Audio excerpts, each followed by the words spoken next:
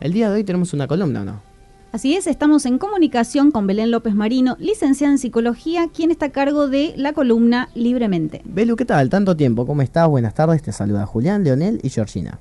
Tanto tiempo, chicos, ¿cómo están? Bien, te extrañamos un montón. ¿Vos nos extrañaste? Yo también. Mirá, menos mal, pensé que nos iba a dar la respuesta de Champonay, pero por suerte no. Ay, no escuché qué les dijo, pero bueno, eso sí. Belu tiene corazón, Champonay no. Claro, esa Champonay es la no. diferencia. ¿Cómo estás, Belu? Bien, ¿y ustedes? Todo ¿Mejor? todo bien por suerte. Y contanos el día de hoy, ¿qué nos trajiste acá de estos temas interesantes que siempre planteas en la mesa de trabajo? Bueno, hoy tenía ganas de charlar con ustedes acerca de la memoria. Cuando hablamos de la memoria, hablamos obviamente de lo que es evocar recuerdos, de recordar, por ejemplo, un viaje, un hecho puntual, un abrazo, un olor, una imagen, diferentes vivencias.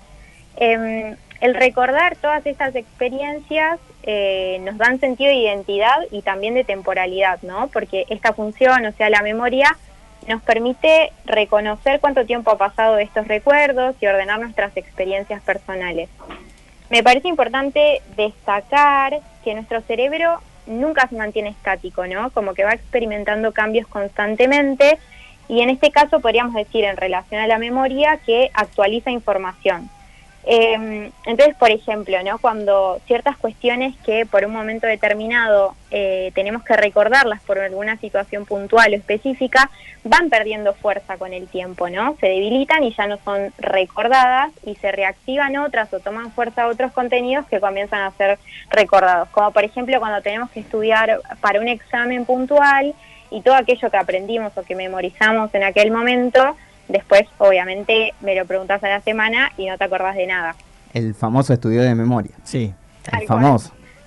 Bueno, Entonces, ¿quién no lo usó también, no? Y sí, Yo era creo un que recurso todos. muy osado cuando no daba el tiempo. Y sí, ahí cuando... La noche anterior, ¿viste? ¿Te acordaste? Claro, tal cual. Y bueno, seguí nomás, Belu.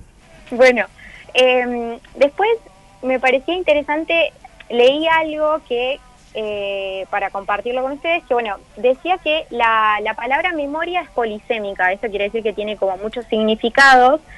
Entonces, cuando hablamos de, por ejemplo, que alguien tiene buena memoria, podríamos hablar de distintas cosas, ¿no? Como de la capacidad de almacenar recuerdos e información, o el desempeño, digamos, de la capacidad de recordar, de ir recobrando los recuerdos, o referirse a los recuerdos y que estos sean como muy fieles al evento del cual se está evocando, ¿no? Como aquellas personas que recuerdan como con muchísimo detalle, como muy puntilloso aquel recuerdo y que realmente era así.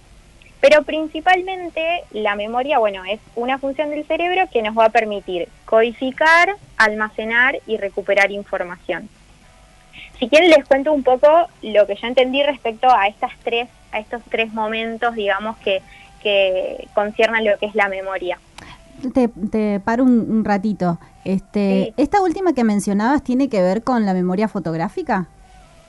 Puede ser, pero no, mira, no quisiera ahondar tan puntillosamente en cuál es cada memoria porque yo sé a grandes rasgos cuáles serían. Así que, pero podría ser perfectamente. Eso también va ligado a lo que después les iba a contar, que en la parte de lo que es la codificación, no todos percibimos de la misma manera, ¿no? Como que, obviamente, ante todos los estímulos externos que vamos captando, los procesamos. Con estímulos externos me refiero a estímulos visuales, acústicos, olfativos, cualquier tipo de estímulo externo.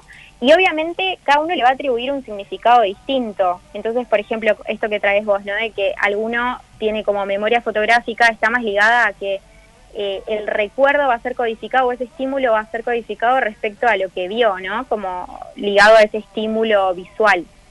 Claro.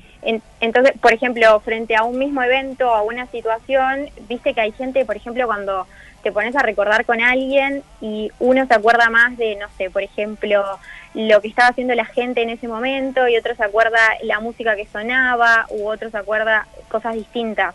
Bueno, va por ahí, por ese lado, ¿no? Como el significado que nosotros le atribuimos a todos esos estímulos según nuestra atención, nuestra percepción, nuestra subjetividad. Y ese sería como el primer momento, ¿no? Después viene lo que es el almacenamiento, que todos estos estímulos que captamos pasan a una fase de almacenamiento y almacenamos los distintos significados. y es lo que se retiene en el cerebro. Y después, cuando viene la parte de la recuperación, es la habilidad de recuperar toda esa información que almacenamos. Y a eso es lo que llamamos el proceso de la memoria. Bien, en este sentido vos hace un ratito habías empezado a hablar sobre la clasificación de la memoria. ¿Nos contás un poquitito sobre eso? Sí, bueno, a grandes rasgos la memoria se podría dividir en lo que es la memoria a corto plazo y a largo plazo.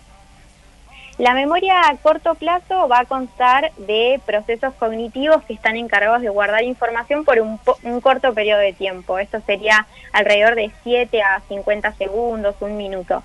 Que sería, por ejemplo, ¿vieron cuando recordamos algo como muy rápido, como, no sé, una patente o un número, la primera frase de una oración, un número de teléfono, cosas como más rápidas? Sí. Y la memoria a largo plazo es todo lo contrario, ¿no? Es ese proceso cognitivo encargado de guardar información por mucho tiempo. Y va a tener dos grupos de memorias dentro de ella. La memoria explícita y la implícita. No sé si alguna vez escucharon hablar de esos dos tipos de memoria. No, yo la verdad honestamente Yo no. tampoco. Por eso, Estás suerte, aquí. suerte que te tenemos a vos, Belu. No, bueno, igual si yo les hablo de la memoria implícita, seguro... la memoria automática, esa memoria que tenemos cuando, por ejemplo, manejamos o nos subimos a una bici y andamos. Sí. Bueno, esa es la memoria implícita, porque es la memoria en que las experiencias previas nos ayudan a ejecutar esa tarea y se va fortaleciendo y adquiriendo con la práctica, pero es justamente la memoria que nos ayuda y nos colabora a realizar todas esas acciones, ¿no? Como manejar, atarse los cordones, lavarse los dientes, comer, o sea, no tenemos que pensar cómo hacerlo, sino que simplemente se lleva a cabo.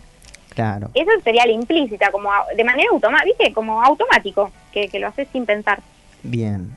No, me dijiste atar los cordones y me acordé el día que Puebla me enseñó, ¿me acuerdo? A mí me tuvieron que enseñar como Sí. 20 veces. No, me acuerdo ahí entre Bueno. mis primas, todo ahí me enseñaron, me acuerdo, en Córdoba. Pero ahí te sale Se armó automático. todo un... Sí, no, y aprendí, y me acuerdo todavía del momento. Así Sí, que nada, ahí me todo- hizo recordar un poco Belu. Toda una comisión atadora de cordones. En memoria a largo plazo, ahí, o sea, una mezcla de memoria Totalmente, estuve. claro. Y después Totalmente. tenemos la memoria explícita, ¿o no, Belu? Y la memoria explícita va a ser esa recolección consciente o intencional, esa evocación de experiencias o de información, es decir, cuando voluntariamente queremos traer un recuerdo a nuestra conciencia.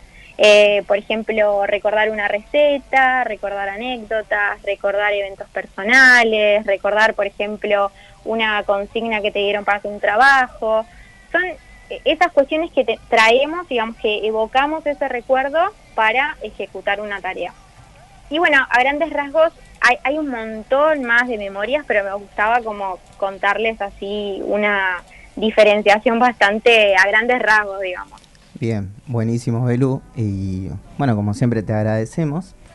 Y bueno, antes que nada, quería comentarle también a la audiencia que está del otro lado. Siempre la tenemos tanto a Belu como a Lara, todos los martes. Contanos dónde la seguimos, Así Georgie. es, podemos seguir su trabajo en Instagram como @somoslibremente. Ahí vemos también activaron el Facebook ahí con todo, así que bueno, la felicitamos. Y hoy es tu última columna, ¿no, Belu?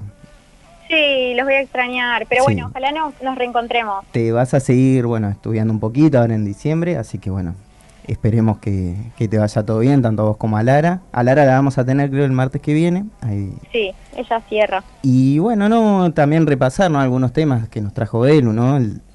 Me acuerdo la atención psicológica en tiempos de cuarentena, cuando Sí. bueno, todo esto era también una novedad para nosotros, una de las primeras columnas, la motivación, depresión, otro de los temas, el famoso síndrome del quemado, Sí. ahí, el burnout laboral, no sé si lo pronuncié bien, ¿no? Ahí medio... No Medio- sé, medio, yo ahí no soy estuvo. idóneo para decirte si está bien o Sí, no está sí, bien. ahí no. El impacto de la pandemia, bueno, nuestra integridad física y mental, ahí otro de los temas, la ansiedad también, que es muy hablado también en redes sociales, he visto también hablar mucho sobre esto. También el concepto de resiliencia, así que bueno, Belu,